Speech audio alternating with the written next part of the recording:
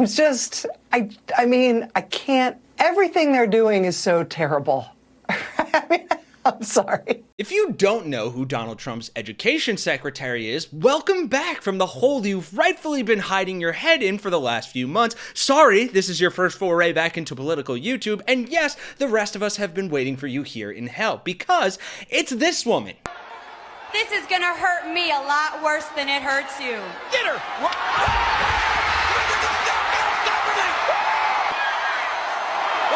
Stephanie just told her husband to get her back!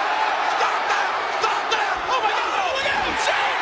That's right, former WWE CEO and wife of abuse and exploitation ringmaster and absolute garbage human being, Vince McMahon. What's going on over here? Get involved here!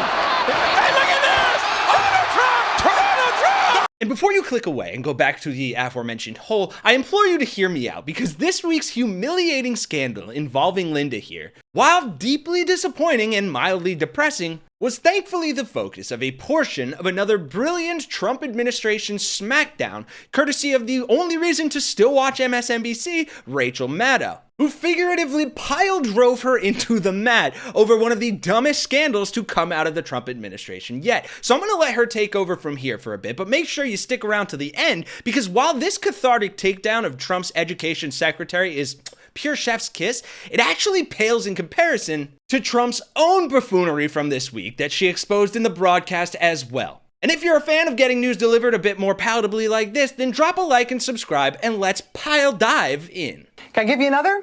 I'm sorry, it's Friday. I have worn through my filter. I just cannot even with this being the government of the United States of America. But let me just give you one more. All right, this is also this week. You may recall that Trump appointed a pro wrestling executive named Linda to be the Secretary of Education, Linda Mcmahon, right?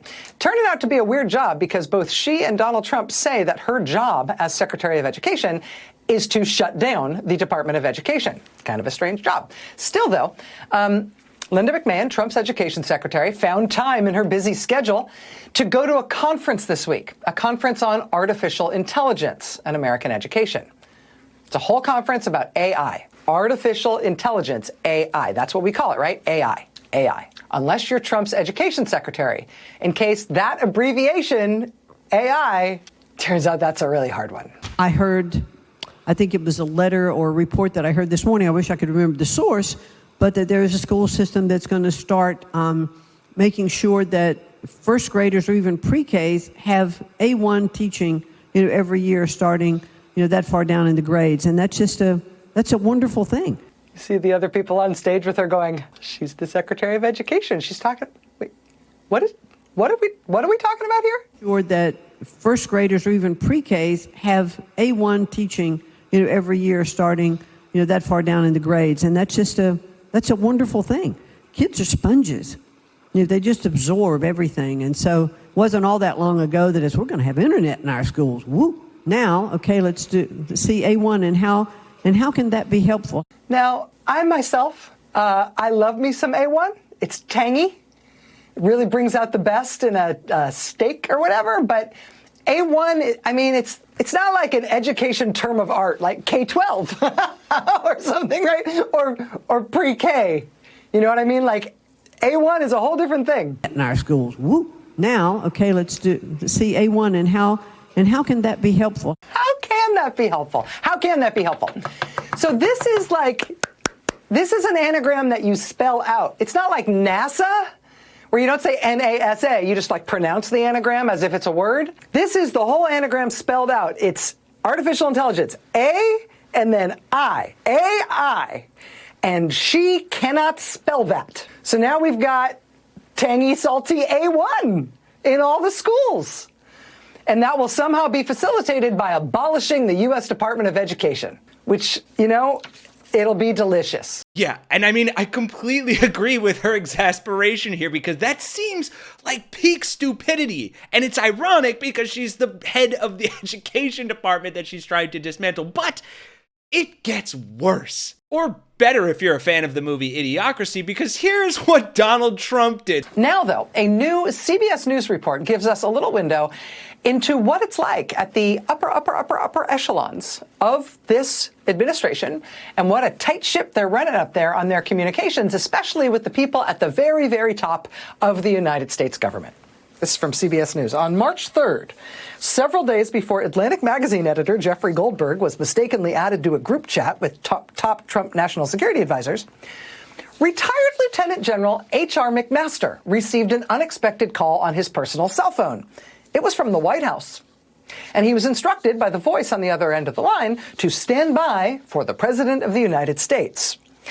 McMaster had served as national security advisor during President Trump's first term. He was surprised to hear from Mr. Trump at all. But Trump opened the call by saying, "Henry," before launching into conversation.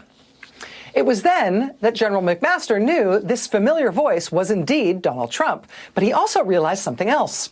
Trump had not intended to call him at all. General McMaster goes by HR, short for Herbert Raymond, not Henry. McMaster then said into the phone, "Mr. President, this is H.R. McMaster." Trump responded by saying, "Why the F would I talk to H.R. McMaster?" Quote, "The call was brief."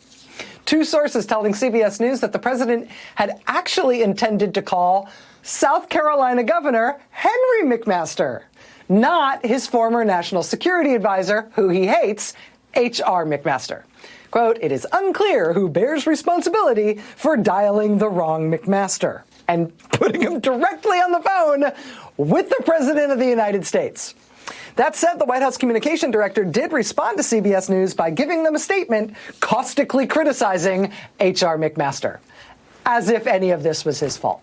So this is just a few days before Trump's new national security advisor put a journalist on a group text chat about the down-to-the-minute details of forthcoming U.S. military plans. Just a few days before that, Trump himself called up H.R. McMaster when he was trying to call a totally different guy named McMaster. And when the guy he actually called interrupted and said, "Mr. President, I'm H.R. McMaster," the president responded by saying, "Oh, why would I want to talk to you?" So yeah, by all means, let me know your thoughts in the comments down below, because I would love to hear them. But where I'll end this here is, with an administration as stupid and incompetent as Donald Trump's, I do feel that the greatest power we have against his idiocracy, and given that he's a narcissistic bitch boy who hates being the butt of the joke, is the power of satire and calling out their stupidity and making it headlines when it happens. And if that's something that you agree with, then by all means, drop a like, subscribe to the channel, and support that work that we do here at Really American, so we can continue to not only break the news and call this regime out, but to make fun of them relentlessly when they do stupid shit like this. Thank you all for watching. For Really American, I'm Kenny Hesse. I'll see you guys in the next one.